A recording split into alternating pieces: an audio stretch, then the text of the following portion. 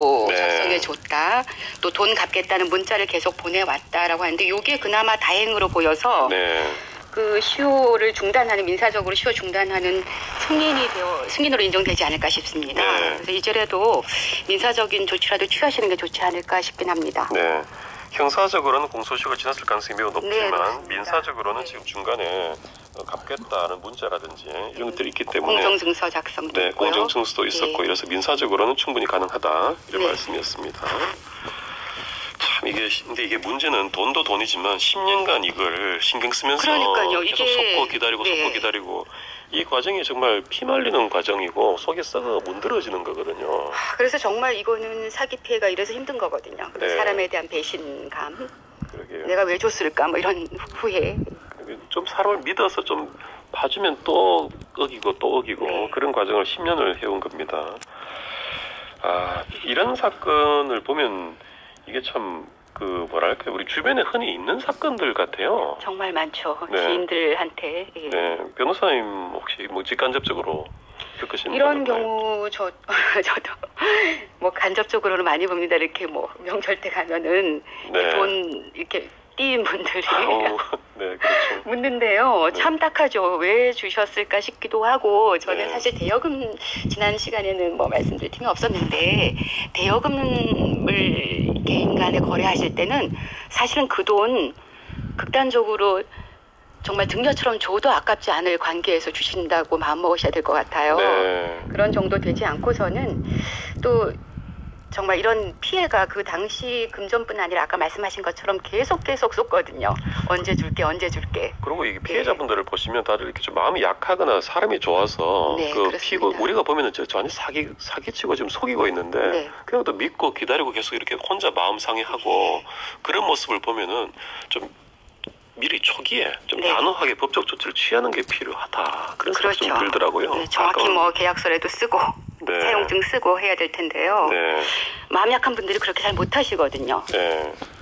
또 최근에 보니까 뉴스에서 봤는데 야구 선수고 최동원 씨 그분 어머니가 또 사기를 당했다 그런 기사도 있더라고요. 저도 봤습니다. 굉장히 정말 많은 분들이 공분하실 것 같은데요. 이 어머니가 아마 교사셨던 것 같아요.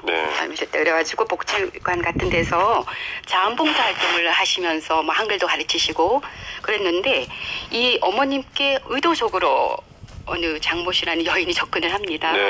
그래가지고 선물 공세하고 엄청 친절을 베풀고요. 그렇게 신뢰를 얻어서 제가 어머니 딸처럼 해드리겠다. 사실 최동원 선수가 이렇게 사망하고 얼마나 어머님 마음이 허하시겠어요. 그런 어머님한테 이렇게 막 살갑게 입에 혀처럼 굴면서 신뢰를 얻어가지고 굉장히 뭐 어머님 대신 어머님 위해서 아파트 분양이 당첨됐으니까 계약금을 주십시오. 뭐 대출금을 받아서 어떻게 하겠습니다. 제가 좋은 데 투자하겠습니다. 그리고 뭐 좋은 적금 있으니까 가입하도록 하겠습니다. 어머님을 다 위해서. 그렇게 해가지고 뭐 수억 원을 한 2억 원에 달하는 돈을 편취를 했습니다. 어머님이 연세가 80이 넘으시니까 인터넷 뱅킹 이런 것도 전혀 못 하시거든요.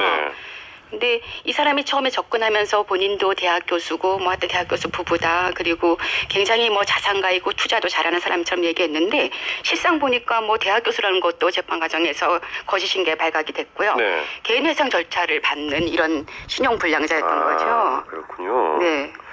완전히 그 사기를 작정하고 이렇게 치려고 접근을 했고 그래 보입니다. 또 뭐랄까 이제 돈은 좀 있어 보이면서 혼자 사는 외로운 노인분을 타겟으로 잡고 했다. 그런 생각도 좀 드네요. 그 마음을 파고든 거죠.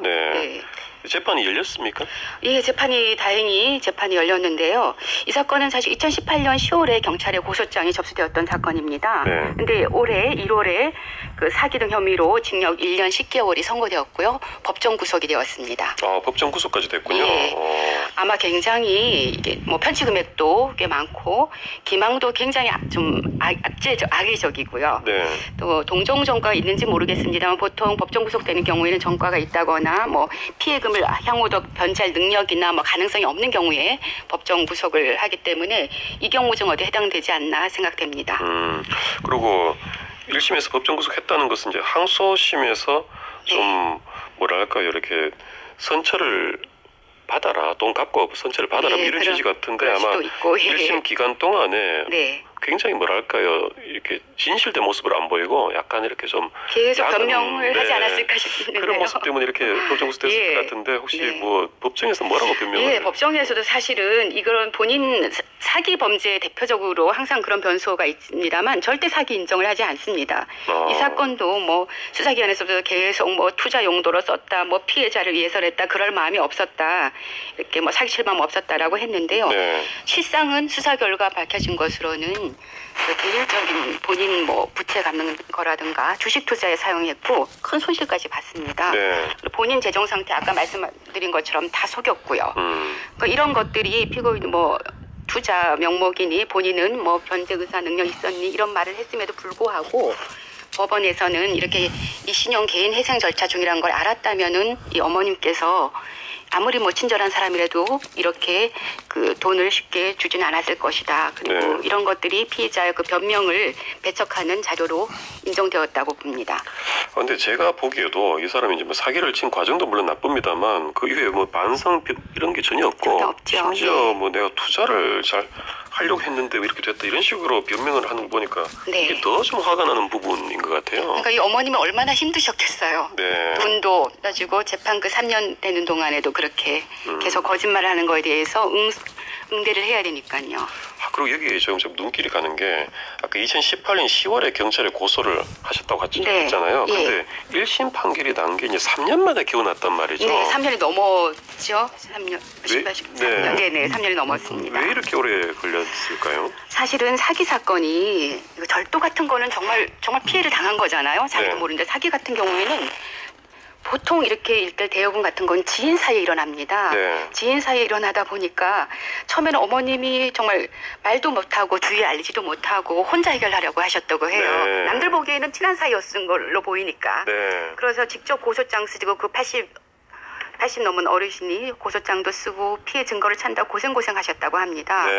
그래가지고 뭐 그런 과정이 혼자 그 대응하시는 게 굉장히 힘들었던 것 같아요. 근데 나중에는 다행히 이 최동원 선수 팬인 어떤 변호사분께서 많이 도와주셨다고 합니다. 그런 인연이 있었군요. 야, 근데 이게 고소 접수해서 3년 걸렸다는 건 그만큼 이제 그 이분도 고생하셨지만 이 사기범 피고인 이 사람이 그만큼 요리조리 변명하면서 뺐다는 얘기거든요. 맞습니다. 지금 사기꾼의 특징은 정말 말을 잘하고요. 제가 한번 경험을 말씀드리면 그 사법연수생들 인솔해서 법정 방청을 간 적이 있습니다. 근데 이제 보통 뭐 이렇게 수의를 입고 나오는데 정장을 또 굳이 수감된 분 정장을 입고 그래야죠. 깔끔하게 차려입고 이제 두 피고인이 특경법으로 이제 법정에 선 거를 연수생들이 봤는데요.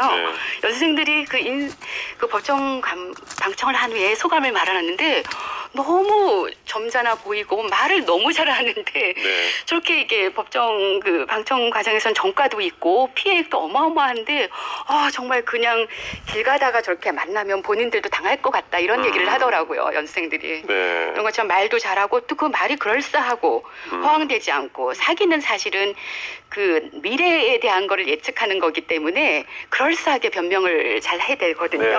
그래서 이걸 입증하려 보면 참 힘들죠. 머릿속을 입증해야 되는 거니까. 그래서 매우 힘든 그런 과정이 있습니다.